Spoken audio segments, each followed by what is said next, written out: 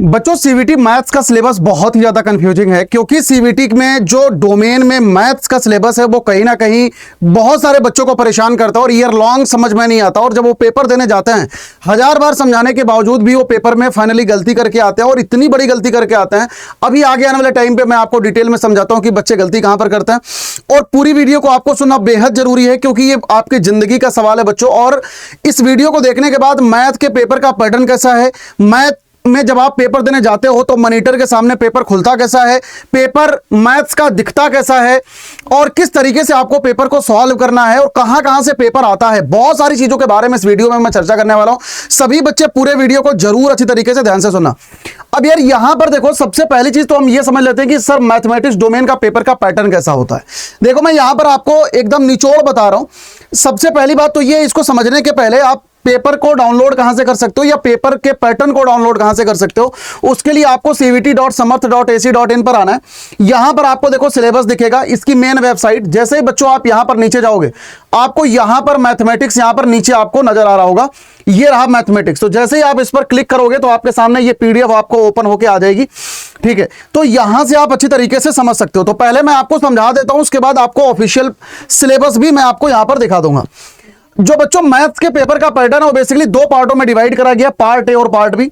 यार part A में सारे के सारे क्वेश्चन कंपलसरी क्वेश्चन होते हैं और इसमें 15 क्वेश्चन होते हैं। मतलब आप एक भी सवाल छोड़ नहीं सकते। अगर आप एक भी क्वेश्चन छोड़ोगे तो 110% आपका नंबर कटेगा। अब यहां पर मैं आपको मार्किंग स्कीम भी बता देता हूं। ये जो 15 क्वेश्चन होते हैं बच्चों, हर एक सवाल 5 मार्क के हर एक सवाल होता है और अगर आप कोई भी सवाल गलत करते हो तो नेगेटिव मार्किंग -1 मार्क्स ही होती है। मतलब हर सवाल पे नेगेटिव मार्किंग होती है और हर एक करेक्ट सवाल पे आपको 5 नंबर दिए जाते हैं। पार्ट 1 में सारे के सारे क्वेश्चन आपको करने होते हैं। और बच्चों ये जो पार्ट बी है ये 2 हिस्सों में डिवाइडेड होता है। एक को कहते हैं B1 और दूसरे को कहते हैं सर B2। ये जो B1 है यार इसको कोर मैथ कहते हैं, B2 को अप्लाइड मैथ कहते हैं। ध्यान से सुनना, इसमें से किसी एक को आपको ऑप्ट करना होता है, इसमें से किसी एक को आपको करना होता है, चाहे कोई सा भी आप पढ़ो। अगर आपके सिलेबस में कोर मैथ है तो आप कोर मैथ पढ़ोगे, अगर आपके स्कूल में या क्लास 12th में अगर आपकी अप्लाइड मैथ है तो आप अप्लाइड मैथ पढ़ोगे। यहां पर जो कोर मैथ या अप्लाइड मैथ का जो बच्चों क्वेश्चन है वो बेसिकली टोटल क्वेश्चन इसमें 35 क्वेश्चन होता है, लेकिन आपको सिर्फ और सिर्फ 25 सवाल करने होता है। यानी कि आप 10 सवाल यहां पर छोड़ सकते हो क्योंकि टोटल 35 क्वेश्चन और आपको अटेम्प्ट करना है सिर्फ 25 सवाल, तो 10 सवाल आप यहां पर छोड़ सकते हो। किसमें? पार्ट बी में। लेकिन ये जो पार्ट ए है इसमें सारे के सारे क्वेश्चन आपको करने कंपलसरी है। अब यहां पर बच्चों को कंफ्यूजन कहां पर आती है मैं आपको आगे समझाता हूं। देखो ध्यान से यार, जब आप पेपर देने जाते हो ना तो आपके सामने जो मॉनिटर की स्क्रीन है उसमें सबसे पहले आता है कॉमन। तो कॉमन का कहने का मतलब ये है कि ये सेगमेंट अप्लाइड मैथ वालों को भी करना है और कोर मैथ्स वालों को भी करना है। और कॉमन सेक्शन में बच्चों इसी को हम पार्ट ए भी कहते हैं, कॉमन को। और यार इसमें टोटल 15 क्वेश्चन होते हैं, अभी मैंने आपको बताया है। ठीक है, तो आप चाहे अप्लाइड मैथ पढ़ रहे हो चाहे कोर मैथ पढ़ रहे हो, आपको ये कॉमन वाला सेगमेंट देना ही देना है। बच्चे यहीं पर गलती करते हैं, जब वो पेपर देने जाते हैं तो कॉमन वाले सेगमेंट को अटेम्प्ट ही नहीं करते हैं। या कई बार को ऐसा भी होता है कि कॉमन कर लिया और यहां से कोर और अप्लाइड वाले सेगमेंट को अटेम्प्ट ही नहीं करा। तो आपको ये दोनों सेगमेंट अटेम्प्ट करना है, कॉमन को भी और कोर और अप्लाइड को भी। इसमें से कोई एक आपको सेलेक्ट करना है। अगर आप कोर सेलेक्ट करोगे तो आपके सामने यहां पर कोर का पेपर खुल जाएगा, अगर आप अप्लाइड सेलेक्ट करोगे तो आपके सामने यहां पर अप्लाइड का पेपर खुल जाएगा। अब यहां पर सभी बच्चे कान खोल के सुन लो, जो जनरली बच्चे गलती करते हैं वो या तो कॉमन अटेम्प्ट करके आ जाते हैं, बाद में ये कोर अप्लाइड छोड़ देते हैं। कई बार को ऐसा होता है कि कोर या अप्लाइड कर लेते हैं, कॉमन छोड़ देते हैं। आप समझ रहे हो कितना बड़ा नुकसान हो सकता है। अगर आप कॉमन कर रहे हो तो कॉमन करने का मतलब है कि सिर्फ और सिर्फ आप 15 क्वेश्चन अटेम्प्ट कर रहे हो, बाकी आप 25 सवाल आप छोड़ दे रहे हो। और अगर आप कोर या अप्लाइड कर रहे हो तो आप 25 सवाल कर रहे हो, 15 सवाल आप छोड़ दे रहे हो। तो बहुत बड़ा नुकसान है बच्चों, प्लीज आप इस बात को जरूर ध्यान में रखना। तो इस तरीके से जो आपको टोटल क्वेश्चन करने होते हैं वो यार टोटल 40 सवाल करने होते हैं out of the 50 question. 50 question कैसे? 15 सवाल आपके पार्ट ए के और 25 सवाल आपके पार्ट बी के। तो इस तरीके से टोटल क्वेश्चन होता है आपके 40 सवाल आउट ऑफ द 50 क्वेश्चन। और जो पेपर की टाइमिंग है टोटल 60 मिनट की टाइमिंग है। ठीक है, अब यार यहां पर एक बार को मैथ्स डोमेन का बच्चों सिलेबस हम समझ लेते हैं। यहां पर जो सिलेबस है बच्चों, कंप्लीट एनसीईआरटी, जो आपकी ओल्ड वाली एनसीईआरटी है ना, ओल्ड एनसीईआरटी कहने का मतलब है जो आप ऐसा समझ लो कि जो 2023 तक चल रही थी, मतलब जो 2022-23 वाले पेपर तक वैलिड थी, ये वाली एनसीईआरटी। मतलब 2023-24 वाले साल की बात मैं नहीं कर रहा हूं, ये जो हमारी ओल्ड वाली एनसीईआरटी थी जो लास्ट ईयर तक चल रही थी, वो वाली एनसीईआरटी का सिलेबस ये पूरा का पूरा है। और यानी कि बुक 1 में 6 चैप्टर हैं, बुक 2 में 7 चैप्टर है, टोटल मिला के 13 चैप्टर हमारे सिलेबस में है। यहां पर बच्चों का एक बहुत बड़ा सवाल आता है कि सर क्या डिलीटेड सिलेबस भी हमारे सिलेबस में आता है? तो बच्चों बिल्कुल आता है। आप चाहे किसी भी बोर्ड से आप बिलोंग करते हो, चाहे सीबीएसई, आईएससी, महाराष्ट्र, व्हाटएवर, किसी भी बोर्ड से अगर आप बिलोंग करते हो, बेटा आपको सिर्फ और सिर्फ एनसीईआरटी को फॉलो करना है। आपका जो सिलेबस है कंप्लीट एनसीईआरटी है। कंप्लीट एनसीईआरटी कहने का मतलब यह है कि एनसीईआरटी 2 हिस्सों में है, बुक 1, बुक 2। बुक 1 में यार 6 चैप्टर है, relation and function, inverse trigonometric function, matrices, determinant, continuity and differentiability, application of the derivative. और बुक 2 में बच्चों 7 चैप्टर है, integral, application of integral, differential equation, vector, 3D, linear programming problem और probability. तो इस तरीके से टोटल 13 चैप्टर आपको पढ़ने होते हैं और यही चैप्टर इसी सीक्वेंस में आपको करना है।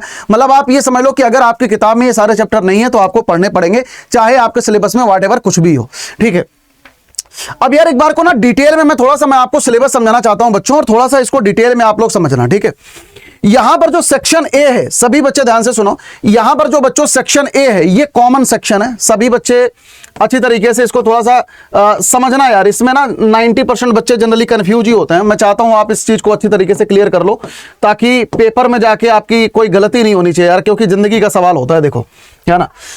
यहां पर जरा हम नीचे आता है, यहां पर जो मैंने आपको बताया कि ये सेक्शन ए में और section B1 B2, section A में 15 सवाल होते हैं, सेक्शन B1 B2 से आपको 25 सवाल करने होते हैं, टोटल 35 सवाल होते हैं, ठीक है। तो इस तरीके से आपको यहां पर 40 सवाल करने होते हैं 60 मिनट के अंदर। तो ये पेपर का पैटर्न है।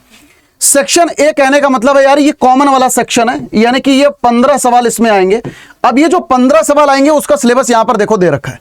तो यहां पर अलजेब्रा से क्या क्या आएगा? अलजेब्रा से देखो matrices and type of matrices के सवाल रहेंगे, equality of matrices, transpose of matrices, symmetric और skew symmetric matrix, algebra of the matrix, determinant, inverse of the matrix और इसके अलावा सॉल्यूशन ऑफ द इक्वेशन।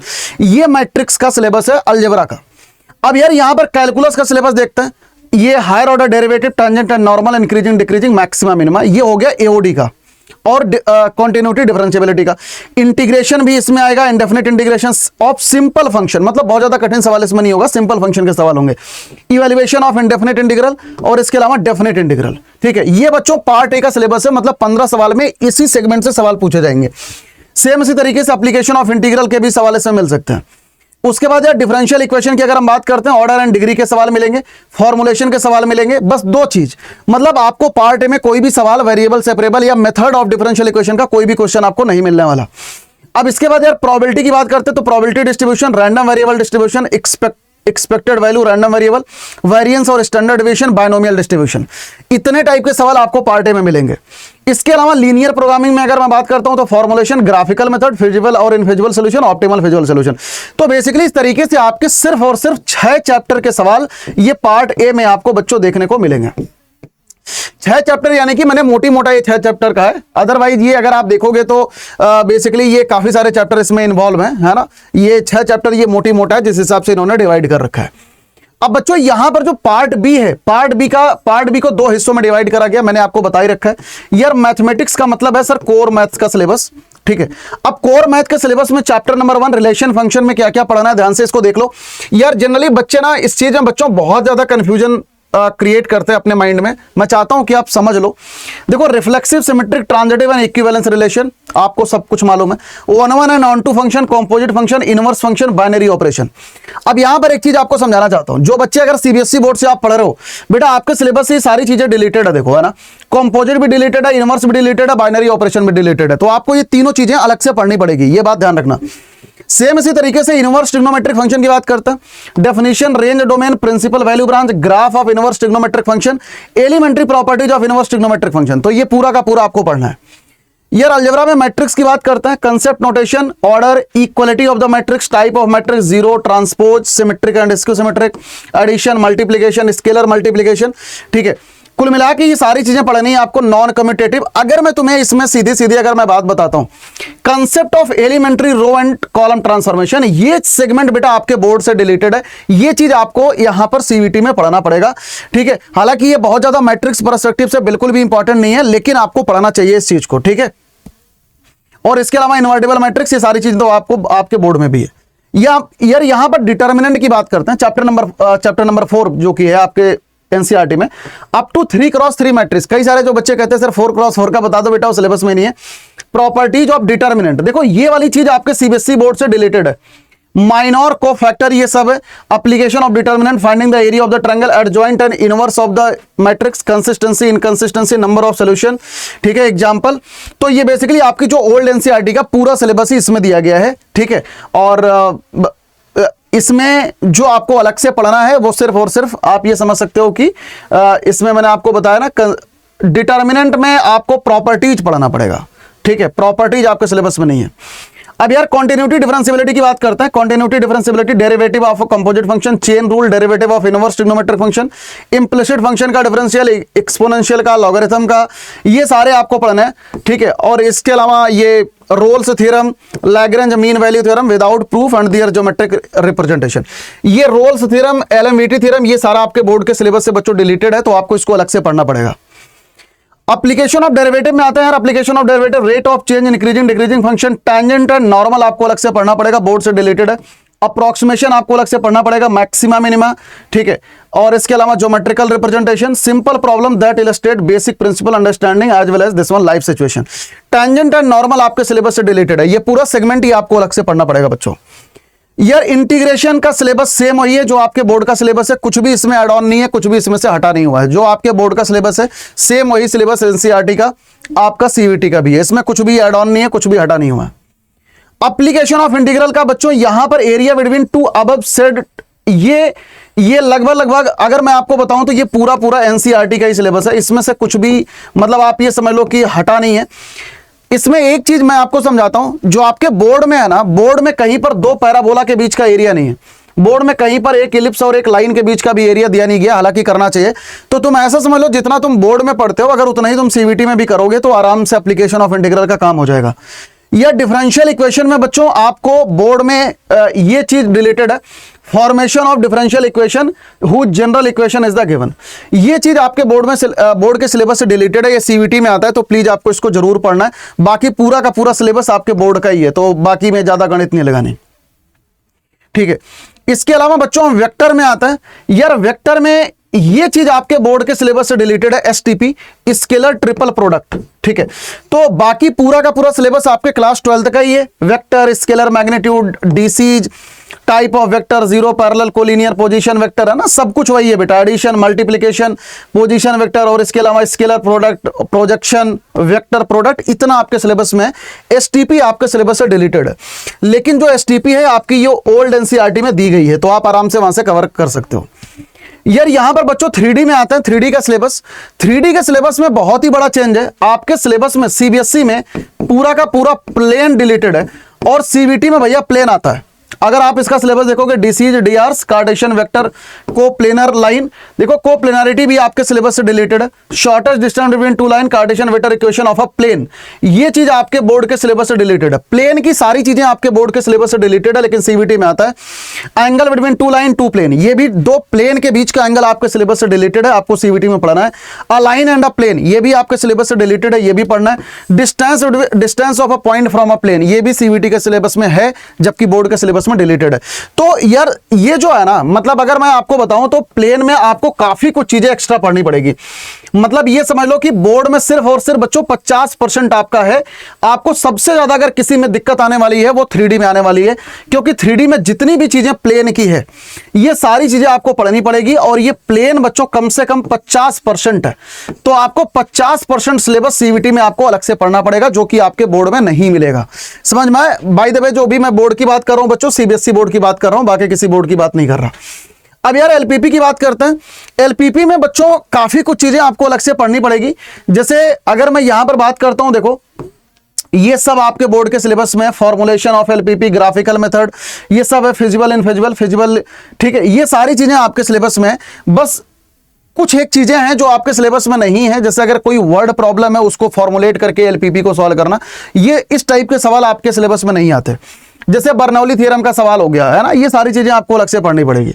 अब यार अगर हम यहां पर प्रोबेबिलिटी की बात करते हैं तो multiplication theorem of the probability, conditional probability, independent event, ठीक है, random variable and probability distribution, mean and variance, mean and variance आपको पढ़ना पड़ेगा। Bernoulli trial and Bernoulli distribution, ये चीज आपको पढ़ना पड़ेगा। तो यार ये पूरा का पूरा डिटेल सिलेबस जो था बच्चों, ये कोर मैथ का सिलेबस था जो भी मैंने आपको बताया। और यार फॉर योर काइंड इन्फॉर्मेशन बच्चों, मैं आपको कोर मैथ से ही पढ़ाता हूं, आपको अप्लाइड मैथ में नहीं पढ़ाता। तो जो भी बच्चा अगर मुझसे पढ़ता है तो आप ये बात ध्यान में रखना कि मैं आपको कोर मैथ ही पढ़ाता हूं।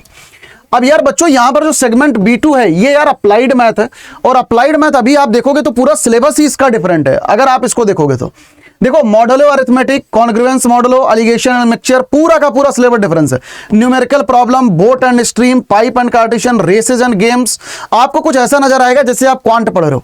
पार्टनरशिप, न्यूमेरिकल इनइक्वालिटीज, ठीक है। आपको अलजेब्रा कहीं ना कहीं सिमिलर देखने को मिल सकता है। Matrices and type of matrices, equality, ये basically transpose, skew symmetric, symmetric. Higher order derivative, ये भी आपको डिफरेंशिएशन से कुछ एक सिमिलर दिख सकता है। अब यहां पर देखो marginal cost and marginal revenue, ये चीज आपको अगर अप्लाइड का बच्चा है तो सिर्फ अप्लाइड ही पड़ेगा, ये कोर मैथ में नहीं है। मैक्सिमा मिनिमा आपको कोर से मैच कर सकता है, अगर आप में से कोई बच्चा कोर पढ़ रहा है तो मैक्सिमा मिनिमा मैच कर सकता है। प्रोबेबिलिटी डिस्ट्रीब्यूशन, ये भी आपको मैच कर जाएगा, ये ऊपर वाला सेगमेंट। मैथमेटिकल एक्सपेक्टेशन, ये हमारे सिलेबस में नहीं है, ये कोर में नहीं है, ये अगर कोई बच्चा अप्लाइड का है तो उसको अलग से पढ़ना पड़ेगा। यहां पर जैसे वेरिएंस है, कैलकुलेट वेरिएंस, स्टैंडर्ड डेविएशन, ये अप्लाइड और कोर दोनों में, ये तो अगर आप पढ़ रहे हो तो कर सकते हो। Index number, specially for applied, construction of index number, test of adequacy, index number, देख रहे हो आप, ये पूरा सिलेबस ही बेटा डिफरेंस है। कई सारे बच्चे कहते हैं ना सर अप्लाइड का भी सिलेबस बता दो, तो अप्लाइड का सिलेबस देखो कंप्लीटली बेटा डिफरेंट है। इंडेक्स नंबर, टाइम, डेटा, ये पूरा का पूरा आप ये देख सकते हो, ये अप्लाइड का ही सिलेबस है। ये सारी चीजें कहीं भी आपको कोर में देखने को नहीं मिलने वाली। Index number, time based data, ये भी स्पेशली कोर का ही सॉरी अप्लाइड का सिलेबस है। फाइनेंशियल मैथमेटिक्स भी अप्लाइड का सिलेबस है, कहीं भी आपको कोर में नहीं दिखेगा। लीनियर प्रोग्रामिंग, लीनियर प्रोग्रामिंग में कुछ एक चीजें आपको दिख सकती है कोर में भी और अप्लाइड में। ये चीज आपको कोर में, ये चीज आपको सिर्फ अप्लाइड में दिखेगी, कोर में नहीं दिखेगी। जैसे formulation of linear programming problem, ये कोर और अप्लाइड दोनों में है। आप समझ रहे हो दोनों में कुछ एक चीजें कॉमन है, जबकि 80% चीज ऐसा है जो कि कॉमन नहीं है। Identify, formulate, type of LPP, जैसे ये भी चलो दोनों में कॉमन मान सकते हैं। ग्राफिकल मेथड दोनों में कॉमन है। फिजिबल इनफिजिबल सोल्यूशन दोनों में कॉमन है ना। तो बेटा कुछ एक चीजें हैं जो कि दोनों में कॉमन है, बाकी अदरवाइज किसी में कॉमन नहीं है, ठीक है। तो यार अगर मैं तुम्हें यहां पर फाइनली सभी बच्चों को अगर मैं कहना चाहूं कि सर आपको कैसे क्या करना है फाइनली मैथ्स में, तो बच्चों देखो आपको कोर या अप्लाइड में से सिर्फ और सिर्फ एक ही मैथ आपको देनी है। जो मैं आपको पढ़ाता हूं ये मैं आपको कोर मैथ्स पढ़ाता हूं, पार्ट ए और कोर मैथ, ठीक है, क्लियर। तो यार अब यहां पर थोड़ा सा बच्चों हम लोग चर्चा कर लेते हैं कि हमारा जो मैथ्स का सिलेबस है वो बेसिकली आता कहां से है। देखो मैथ में बच्चों एनसीईआरटी से 20 नंबर के 20 सवाल आते हैं, एग्जाम्पलर के 5 सवाल आते हैं, और यार बाहर से 25 सवाल आते हैं। तो अगर आप ये डेटा देखोगे ना तो बेटा मैथ्स में टोटल 25 सवाल के करीब लगभग बाहर से आते हैं। तो मैथ्स के लिए देखो NCERT is the not sufficient, हालांकि जो सिलेबस है वो एनसीईआरटी का है, लेकिन एनसीईआरटी सफिशिएंट नहीं है पढ़ने के लिए। अगर यार यहां पर मैं मैथ्स में बच्चों मैं आपको डेटा बताऊं तो 2022 में देखो एनसीईआरटी के सिर्फ 5 सवाल आए, 2023 में 10 सवाल मैच करे, ऑन एन एवरेज की मैं बात कर रहा हूं। एग्जाम्पलर में 15 सवाल आए, 2023 में 10 सवाल मैच करे सिर्फ और सिर्फ, मतलब एग्जाम्पलर से घट गए। अदर यार यहां पर 30 सवाल और यहां पर 30 सवाल। अगर मैं आपको फाइनली बताऊं तो NCERT is not the sufficient book for the CVT mathematics domain. आप बेटा इसको पढ़ के नहीं निकाल सकते। देखो कई सारे सवाल आपको एनसीईआरटी के जो सब्जेक्टिव सवाल हैं उनको ऑब्जेक्टिव फॉर्मेट में यहां पर देखो इस तरीके से बनाया जाता है। जैसे ये सवाल है आपका एक्सरसाइज नंबर 1.1 का क्वेश्चन नंबर 2, आप यहां पर देख सकते हो 2023 में ये सवाल पूछा गया है, किस तरीके से पूछा गया है। सेम इसी तरीके से एक्सरसाइज नंबर 1.4 का ये सवाल आप देख सकते हो, 1.1 का क्वेश्चन नंबर 4 सीवीटी 2023 में देखो इस तरीके से बना के पूछा गया, एनसीईआरटी का सवाल है। सेम इसी तरीके से सीवीटी 2023 में पेज नंबर 40 पर इनवर्स ट्रिग्नोमेट्रिक फंक्शन में ये टेबल दी गई है, उसी टेबल को देखो आप सीवीटी में किस तरीके से बना के पूछा गया है। सीवीटी 2023 में पेज नंबर 48 पर ये वाला क्वेश्चन सब्जेक्टिव है, और सेम यही सवाल आप देखो ऑब्जेक्टिव फॉर्मेट में कैसे आपको फॉर्मुलेट करके पूछा सीवीटी 2023 में। मैट्रिक्स का एग्जाम्पलर का प्रॉब्लम है ये, सेम इसी चीज को केस बेस्ड स्टडी टाइप का सवाल यहां पर देखो सीवीटी 2022 में बना के पूछा गया सेम। तो आप ये समझ सकते हो पेज नंबर 43 एनसीईआरटी में ये सवाल दिया गया, सिमिलर क्वेश्चन आपको सीवीटी 2022 में ये देखने को मिला है। तो यार इस तरीके से अगर आप देखोगे ना सीवीटी मैथ में बेटा जो सवाल मैच करते हैं वो बेसिकली बहुत ही कम सवाल होते हैं, और यार सब्जेक्टिव सवाल को ऑब्जेक्टिव में कन्वर्ट करके इस तरीके से देता है। और मैं बच्चों को इसी तरीके से पढ़ाता हूं। पूरी की पूरी एनसीईआरटी तो मैं कवरअप करा ही देता हूं, मतलब जितना भी एनसीईआरटी है पूरा सिलेबस मैं कवरअप करा देता हूं। और जितने भी एनसीईआरटी के सवाल है बच्चों, मैं उनको ऑब्जेक्टिव फॉर्मेट में मैं फ्रेम कर चुका हूं। एग्जाम्पलर के जितने भी क्वेश्चन है सारे सवाल को मैं फ्रेम करके मैंने ऑब्जेक्टिव सवाल में कन्वर्ट कर दिया। बाकी जितने भी स्टैंडर्ड पेपर्स के पीवाईक्यूज है, मैंने सारे पीवाईक्यूज को मिक्स करके यार अपना सॉलिड कंटेंट मैंने बना रखा है, जिसको मैं ब्लैक पीपीटी 3.2 कहता हूं। और यार इसके अलावा जो भी अदर प्रैक्टिस की किताबें हैं, जैसे अड्डा 24/7 की बुक हो गई, जैसे मेरी क्वेश्चन प्रैक्टिस शीट हो गई, ये सारी चीजें हम लोग आपको प्रोवाइड करते हैं। इसके अलावा इससे बाहर जाने की कोई जरूरत नहीं है। मैथ्स डोमेन में इतना आपके लिए सफिशिएंट है, 3 कंटेंट आपके लिए बहुत ही सफिशिएंट है। एक तो बच्चों ब्लैक पीपीटी 3.0, ये सबसे लेटेस्ट वर्जन है। इसके अलावा क्वेश्चन प्रैक्टिस शीट और इसके अलावा अड्डा 24/7 की बुक। ये अगर तुमने ये 3 रिसोर्सेज कर लिए, यार मैं कह रहा हूं एकदम गारंटी है कि आपको बच्चों 100% 200 में 200 नंबर आना एकदम तय है, एकदम गारंटेड कंफर्म है। और इसके अलावा जो पीवाईक्यूज है, जो कि आपको कहीं भी बाहर मिल नहीं सकते, पीवाईक्यूज हर एक चैप्टर के कम से कम 100 पीवाईक्यूज यहां पर हम लोग आपको करवाते हैं। और इसके अलावा स्पीड को कैसे बढ़ाना है, तमाम टाइप की टेक्निक्स कैसे करते हैं हम लोग, सारे टेक्निक्स को यहां पर हम लोग डिस्कशन करते हैं। इसके लिए आपको करना क्या है यार, देखो आप अड्डा 24/7 का बच्चों कोई भी बैच आप परचेज कर लो, हर एक बैच में हम लोग ये सारी चीजें आपको प्रोवाइड करते हैं।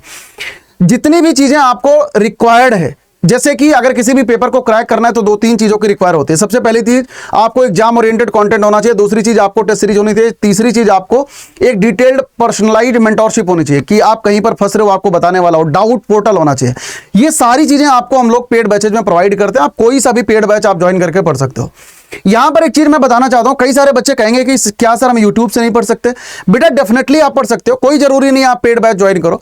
लेकिन यहां पर मैं एक चीज ऐड ऑन कर सकता हूं कि अगर आपको देखो यूट्यूब से आप पढ़ पा रहे हो, इतनी डिसिप्लिन है कि तुम यूट्यूब से पढ़ ले रहे हो, तुम्हारा पहले सारा कंसेप्ट क्लियर है, कहीं पर कंसेप्चुअल दिक्कत नहीं है, तो आप प्रैक्टिस के लिए आप यूट्यूब आराम से फॉलो कर सकते हो।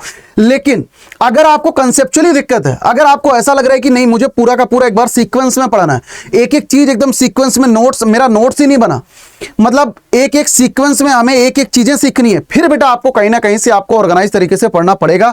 उसके लिए आपको पेड बैच ज्वाइन करना ही करना पड़ेगा, क्योंकि आपको देखो अपने ऊपर ना 2-4-6 हजार लगाने में कोई मतलब नहीं है यार, क्योंकि यही 2-4-6 हजार अगर आप अपने ऊपर इन्वेस्ट करोगे ना, तो यही जाके आपको 2-4-6 लाख का इंसान बनाएगा। और यही अगर इस टाइम पे नहीं करोगे, किसी लोकल कॉलेज में जाओगे, कहीं दूसरी जगह जाओगे, जिंदगी खराब हो जाएगी, फिर उस चीज में आपका खुद का ही नुकसान होना है, समझ रहे हो ना। तो बेटा इस चीज को इस वजह से आप लोग समझ लो, ठीक है। अगर आप कोई भी बैच में परचेज कर रहे हो, मैं आपको हमेशा रिकमेंड करता हूं कि आप महापैक में ही एनरोल करो। महापैक में क्यों? क्योंकि इसमें अड्डा 24/7 के सारी चीजें आपको दी जाती है, मतलब सारी किताबें, सारे बैचेज। अगर हम आगे आने वाले टाइम पे 10 बैच लॉन्च करेंगे तो 10 बैचेज आपको इसमें दिए जाते हैं, मतलब 1000-1500 रुपए इसमें ज्यादा लगता है, जो भी ज्यादा लगे आप इसको एनरोल कर सकते हो, ठीक है। यह सबसे लेटेस्ट बैच बच्चों, यहां पर अभी निपुण बैच चालू होने वाला है, 1-2 दिन का टाइम है, आप आराम से निपुण बैच में एनरोल करके अच्छी तरीके से पढ़ाई कर सकते हो, ठीक है। अब यार इसके लिए देखो आपको करना क्या है, इसके लिए आपको करना बस सिंपल सा काम ये है, आप कोई भी बैच अगर परचेज कर रहे हो, आप मैक्सिमम डिस्काउंट के लिए बच्चों Y457 मेरा कूपन कोड यूज कर सकते हो, तो आपको मैक्सिमम डिस्काउंट मिल रहा होगा, ठीक है। यहां पर जैसे ही आप आते हो अड्डा 24/7, ठीक है, तो अड्डा 24/7 पे आने के बाद आपको करना क्या है, यहां पर ऑल कोर्सेस में आप आओगे, ठीक है। ऑल कोर्सेस में आने के बाद यहां पर अंडर ग्रेड कोर्स आपको दिखेगा, under grade exam, under grade के बाद यहां पर CVT। जो भी बच्चे साइंस के हैं, साइंस वाले साइंस में, कॉमर्स वाले कॉमर्स में, आर्ट्स वाले आर्ट्स में आप पढ़ सकते हो, ठीक है। देखो मेरी हमेशा से पर्सनल सजेशन ये रहती है कि आपको महापैक में 1000-1500 महंगा दिखेगा, लेकिन ये आपके लिए फायदेमंद है बेटा, क्योंकि कई बार को ऐसा होता है ना, एक बार हमें पढ़ के समझ नहीं आता तो हमें मल्टीपल टाइम्स हमें पढ़ने होता है, तो मल्टीपल टाइम्स पढ़ने के लिए आपको महापैक में एनरोल करना चाहिए, क्योंकि आगे आने वाले टाइम पे वन शॉट के बैचेज, कई सारे बैचेज हम लोग यहां पर लॉन्च करेंगे, तो सारे बैचेज का एक्सेस आपको मिलेगा। इसमें सारी किताबें आपको घर पर भेजी जाती हैं, सारी की सारी बुक्स, आप सारे टेस्ट सीरीज आपको मिलेंगे, unit wise, part test, full test सारे के सारे मिलेंगे, ठीक है। अगर आपको महापैक में नहीं एनरोल करना, तो इंडिविजुअल बैच में करना है, तो आप सबसे लेटेस्ट बैच बच्चों निपुण में एनरोल कर सकते हो। इसमें सारी लाइव क्लासेस, लाइव क्लास अगर आप नहीं कर पा रहे हो, रिकॉर्डेड आप कर सकते हो, सारी की सारी टेस्ट सीरीज, हर एक चीज इसमें इन्वॉल्व है। आपको करना क्या है बच्चों, ये कूपन कोड आपको यूज नहीं करना, इस पे आपको कम डिस्काउंट मिलेगा, आपको यूज करना है सर Y457, ठीक है।